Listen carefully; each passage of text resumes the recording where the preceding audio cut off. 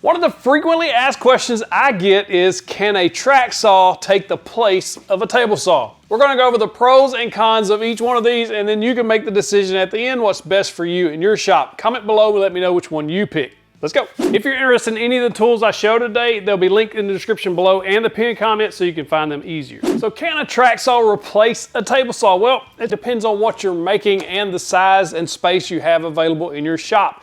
Now, is a table saw absolutely necessary for woodworking? Of course not. I worked for quite a while without a table saw, but a table saw does add some convenience and can do some things that you're not going to be able to do any other way, not easily anyway. First, a track saw really shines on long, straight, accurate cuts, and that's where it really shines, accuracy, especially when you get a very good model of track saw, Milwaukee, Festool, Krag, Makita. Those type saws are going to do very well. The lower end budget saws kind of have a few issues in accuracy depending on what you're cutting. I've got a full review on all these. I'll link in the description below. The second place these track saws really shine and where I use them the most is in solo work. In other words, I'm in here working by myself, especially on large sheet goods like plywood, MDF, things like that that are really hard to manage and hold and try to cut on a table saw by yourself, full sheets anyway. A track saw makes it much easier for you to cut and rip down sheet goods at maximum speed. All you have to do is line the track up, make the cut, and then repeat. This is where I really like the track saw. Another place I really like the track saw is non-90-degree cuts. If I'm having to cut a long miter on a piece of sheet good, the track saw is where I'm going to take it to, because having to try to set that up on a table saw can be near impossible depending on the size of the sheet good. And not only that, is if you get a sheet good that's not square, you can easily square it up. Imagine trying to hold a 3/4 inch, 4 foot by 8 foot sheet of plywood and ripping off one edge of it on a table saw.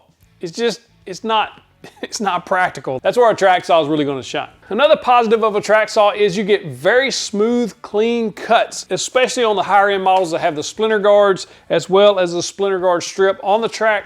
You can get really nice clean cuts, especially cross-cutting plywood. Now, a lot of people will say, well, I can take a straight edge in a circular saw and get very similar results as a track saw. That's true in some cases, depending on your straight edge. Some straight edges tend to bow and bend, and because there is no splinter guard and no splinter strips, things like that, then you're going to get rougher cuts using a circular saw. Another area where track saws really shine is dust collection, especially the higher end models track saws. And if you put one of these handy dandy dust covers over there that I'll link to in the description, depending on what model you have, he has them for all different models. This really improves the dust collection, and you can work inside an enclosed space with proper dust extraction, and it makes it much easier to collect most of the dust. Whereas on a table saw, even with dust collection, unless you have the dust guard over the blade, which most people don't, then the dust goes straight into the air on a lot of cuts. A track saw is just better at dust collection.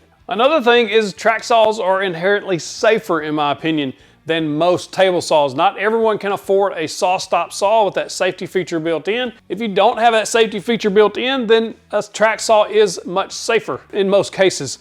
Most track saws have riving knives built in, or like the Festool has an anti-kickback feature built in so that if it comes up off the track during the cut, it will stop the blade. There's a lot of other safety features there, but for the most part, making cuts with a track saw is usually safer than a table saw. Table saw has kickback. It also has that spinning blade exposed for most people.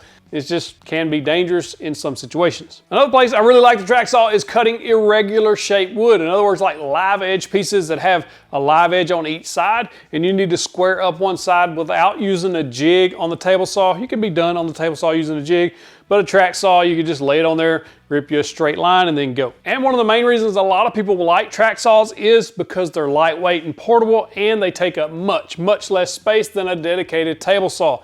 A lot of people working in very small shops, or maybe even a townhouse or somewhere they just can't store a table saw, where they can just bring the track saw out and use that and then put it away when they're done. So space concerns are one of the main reasons people choose track saws. Another place a track saw is really going to shine is if you're building tabletops and things like that that are big, and you want to put, say, a chamfer under the bottom edge to give it a little detail, then a track saw is going to be a much better option to put that 30 or 45 degree angle under the bottom versus trying to wrestle that around, or may not even be possible with using a table saw. Now, what's the pros of getting a table saw over the track saw? Well, number one is power. What do we need?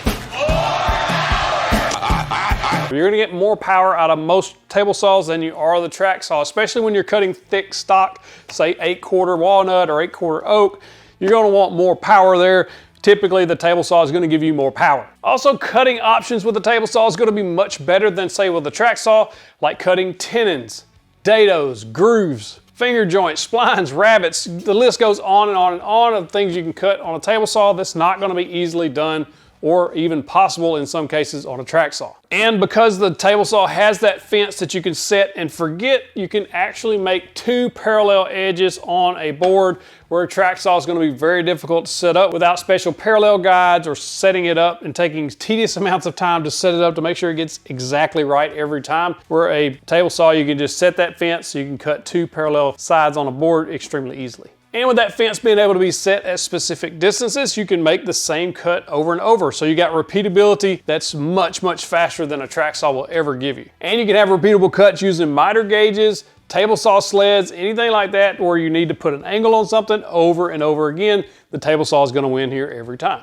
Also, ripping thin strips or narrow cuts on a table saw is much, much easier than trying to use a track saw to do that. You can do it with a track saw depending on the size piece you're cutting, but you're going to have to set up supports underneath it and make sure everything's set up right every time.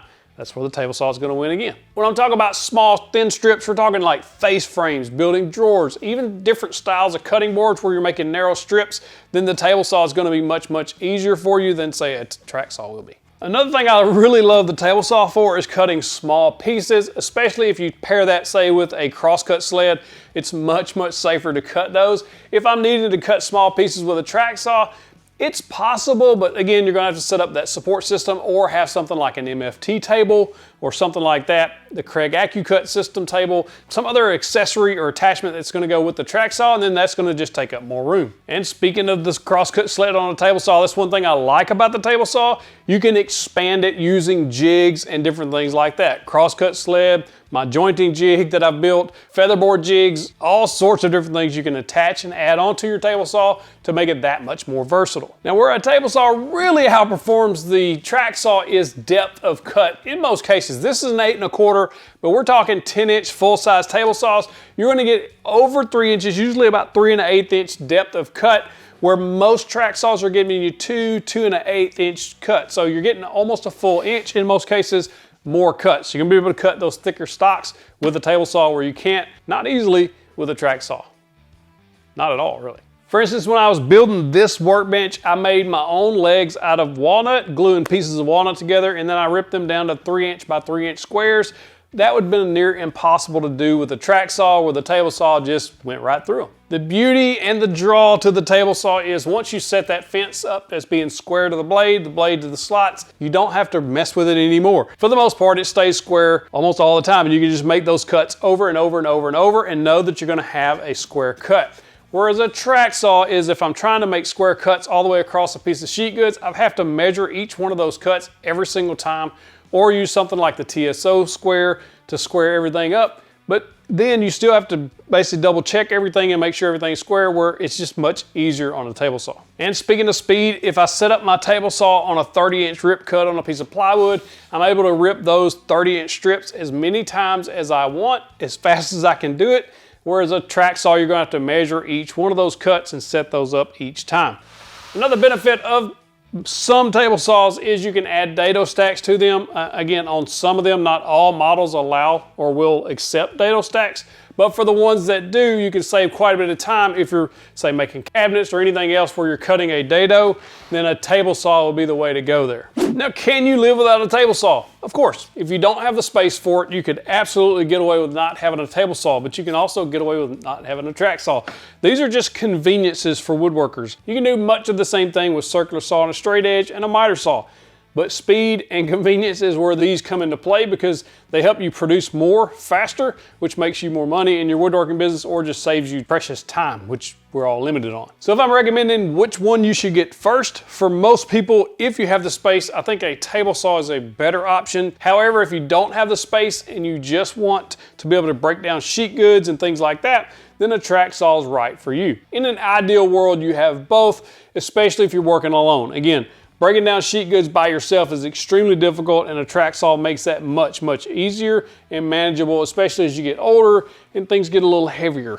A track saw will outperform edge jointing a long board more than a table saw. Now you can edge joint on a table saw using a jig or some other method, like a level like I've shown before, but that's really limited to shorter stock, 4 or 5 feet max. If you don't have a jointer, then you can get half the battle done with a track saw edge jointing long boards. Then you just take it to the table saw, if you have one, and rip that other side, and you've got 2 parallel edges. That's assuming the faces of your boards are parallel and square. Now we can't forget pricing, because that matters to most people. Now, if you pick up a higher end track saw, Milwaukee, Festool, you're looking at $800 or more, depending on the tracks you pick and all that stuff. So it can get quite expensive, where if you could pick a very capable table saw, like the Skill I previously reviewed, or this one, you're looking at about $300, $350, depending on which one you get. But Craig does make a track saw that is about $400 that has one 55-inch track. Still can't rip the full 8-foot sheet of plywood without having to spend a little extra money getting another track. So depending on your budget may also influence your decision on which one of these you would pick. Now if you're looking for a better table saw than say the Skill or this, which I consider beginner or job site level, check out the Delta 36725 T2. I had the previous version to that, the non-T2 version, used it for years before we passed it along to someone else. It's an excellent, excellent saw, and probably the most underrated table saw, under $1,000 in my opinion. If you're in the market for a good quality table saw that won't break the bank, there's a Skill model that I reviewed a while back that's an excellent value for what you're getting. And I also have reviews of this saw as well as a smaller saw stop. I'll link those in the description, as well as the links to the track saw reviews that I've previously done. So no matter which way you decide to go, there's a review you can check out to help inform your decision. If you found this content valuable, please consider hitting that subscribe button and the bell icon so you get notified every time I post new content. If you want to see the Skill table saw reviewed, right there it is. Go check it out. Click in the box, hit you the big old virtual fist bump. Also, the Milwaukee track saw you need to check out, click that box.